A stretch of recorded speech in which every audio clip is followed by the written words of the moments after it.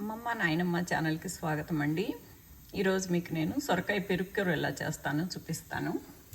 ఇదిగోనండి, నా సొరకాయ పెరుక్కూర ఇలా ఉంటుంది. చూసారా, చాలా బాగుంటుందండి.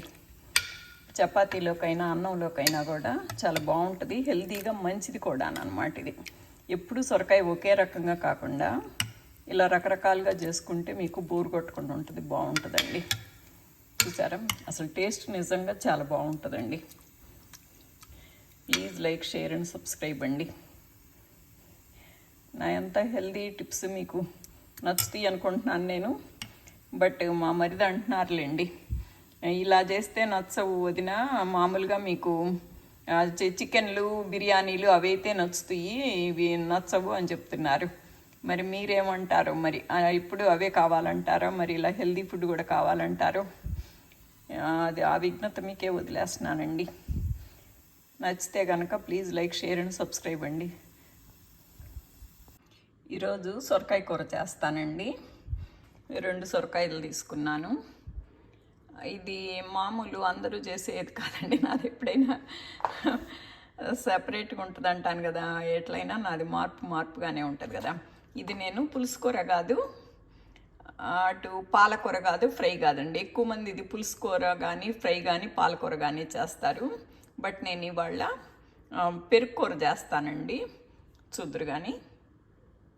ఇదిగోనండి, నేను ఒక ఉల్లిపాయ కోసానండి, ఒక టమాటా కోసాను సొరకాయ కూరలోకి. ఈ సొరకాయలు కూడా ముక్కలు కోసుకున్నానండి. ఇక మనం మొదలు పెట్టేసేద్దాము.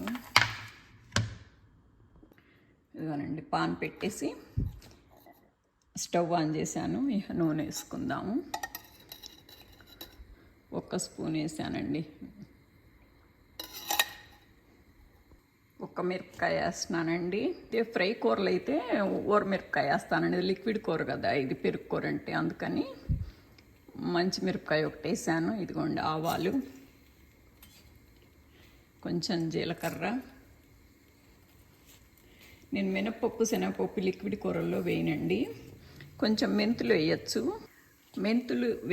మెంతులు కాకుండా నేను మెంతి కూర వేస్తాను. 1 గుప్పెడు అంటే గుప్పెడు మెంతి కూర. ఉల్లిపాయలు వేసినాక ఉల్లిపాయల్లో వేసి ఫ్రై చేస్తాను. అవి చిట్టని వేగినాయండి ఆవాలు. ఇప్పుడు కరివేపాకు వేస్తున్నాను. కరివేపాకు కూడా వేగిందండి. ఉల్లిపాయ వేస్తున్నాను. పసుపండి, 1 మిరపకాయ అంతా పచ్చిమిరపకాయ పేస్ట్ అండి.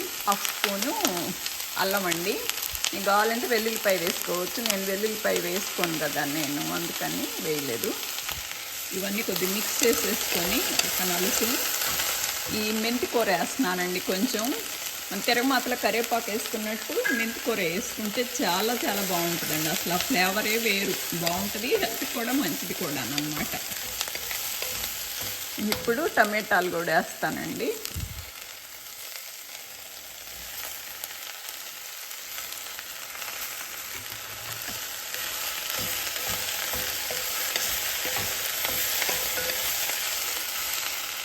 మాత్రం కొత్తిమీర తీసుకున్నానండి. ఇది లాస్ట్లో వేస్తాను. అంతా అయిపోయి స్టవ్ ఆపేసిన తర్వాత అప్పుడు వేస్తానండి. మెంతి కూర ఏమో ఇప్పుడే వేసాను. ఉల్లిపాయ సగబడి వేగిందండి. ఇప్పుడు ఈ సొరకాయ ముక్కలు వేసేసుకుందాము. కొంచెం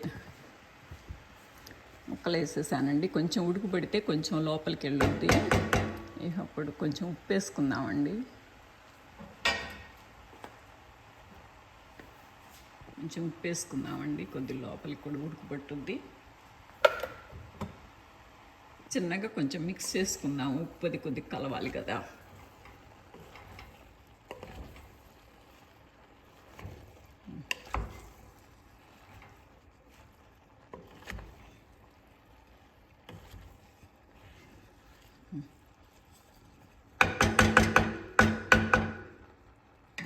కొంచెం కారం వేస్తున్నానండి.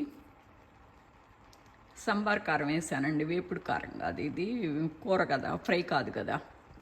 1 నిమిషం ఉప్పు కారం అది కలిసిన తర్వాత అండి కొంచెం చింతపండు వేస్తాను. నా దగ్గర పేస్ట్ ఉంటుంది కదా, పేస్ట్ వేస్తున్నాను నేను. మీకు పేస్ట్ లేకపోయినా ఒక 2 గింజలు 1 గింజన్నర చింతపండు వేసినా సరిపోయిద్దండి, సరిపోయిద్ది. అంటే మీరు చేసుకునే క్వాంటిటీని బట్టి. ఇప్పుడు నేను వేసిన ఈ కూరకి నేను 1 స్పూన్ వేసాను చింతపండు. కొద్ది మిక్స్ చేసుకోవాలండి. ఇప్పుడు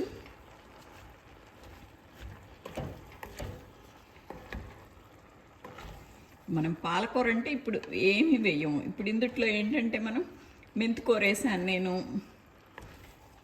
అల్లం వేసాను,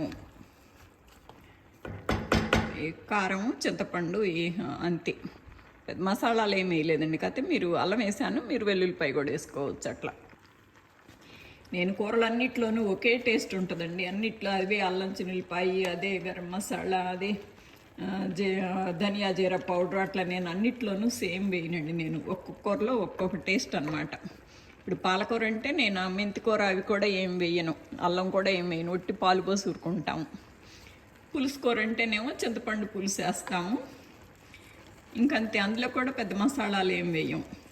ఇది పెరుగు కూర కనుక ఇందులో అల్లం వెల్లుల్లిపాయ కొద్దిగా మెంతికూర వేసాను, కాకపోతే నేను వెల్లుల్లిపాయ వేయలేదు. అది ఇదిగోనండి, ఇది ఆల్మోస్ట్ కలిసిపోయింది. అంటే అన్ని ఇప్పుడు మనం వేసిన ఉప్పు, కారం, చింతపండు అన్నీ మిక్స్ అయిపోయినాయండి. ఉల్లిపాయ సగబడి ఉడిపోయింది కదా. ఇప్పుడు దీన్ని కొద్దిగా ఉప్పు వేసాం కదా, కొద్దిగా లిక్విడ్ కూడా వచ్చేసింది. పైన నీళ్ళు ఏం పోయట్లేదండి. ఇక మూత పెట్టేసుకుందాము.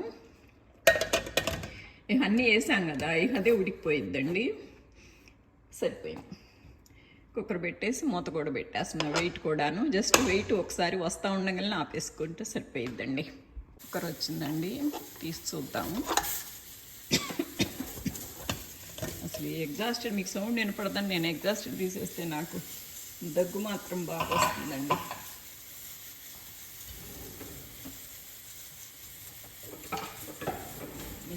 ఇప్పుడు దీన్ని ఎనిపేసుకొని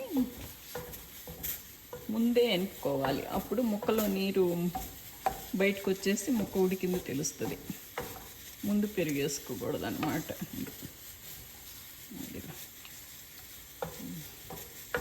ఎనిపేసి ఉప్పు కారం సరి చేసేసుకొని పెరిగేసేసుకోవాలండి. ఇదిగోండి పెరుగు, కొద్ది గడ్డ పెరిగేసేస్తే బాగుంటుంది.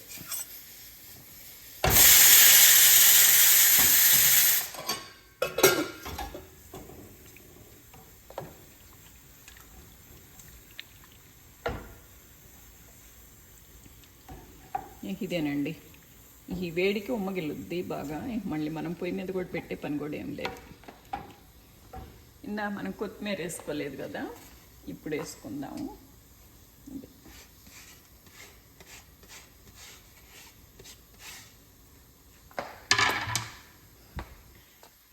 ఇది కలిపేసేసుకొని కొంచెంసేపు మూత పెట్టామంటే చక్కగా ఉమ్మగిల్లుద్దండి.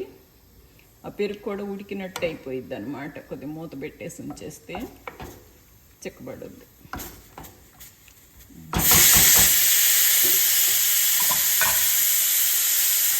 దీన్ని కొద్దిగా మూత పెట్టేసి మళ్ళీ కొంచెం మూత వేసేసి ఉంచేద్దాము. ఇదిగోనండి, అయిపోయింది. ఇది కూర చపాతీల్లోకి అంత బాగుంటుందండి. కావాలంటే ఇందులో కొంచెం పప్పుల పొడి కూడా వేసుకోవచ్చండి. పప్పుల పొడి అంటే అది వేరుశనగపప్పులు, నువ్వు పప్పులు, వేయించిన శనగపప్పు కొద్దిగా ఒక్క చెక్కగా కొట్టేసి కొబ్బరి ఇక పొడి వేసుకోవచ్చు అనమాట. 1 స్పూన్ వేసుకుంటే.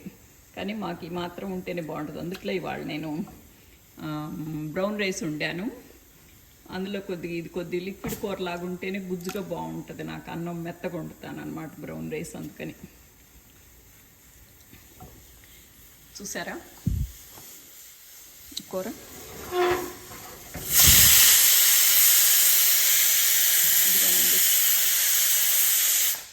మీకు టేస్ట్ చేస్తే మీకు అర్థమైద్దండి అసలు ఎంత బాగుంటుందో. బాగుంటుంది, మంచిది కూడాను, చాలా బాగుంటుంది కూర. మీరు ఒకసారి ట్రై చేయండి. ఎప్పుడు ఒకే రకంగా కాకుండా ఒకసారి ఇలా ట్రై చేయండి, మీకు తెలుస్తుంది బాగుంది. ఇదిగోనండి, ఓకేనా.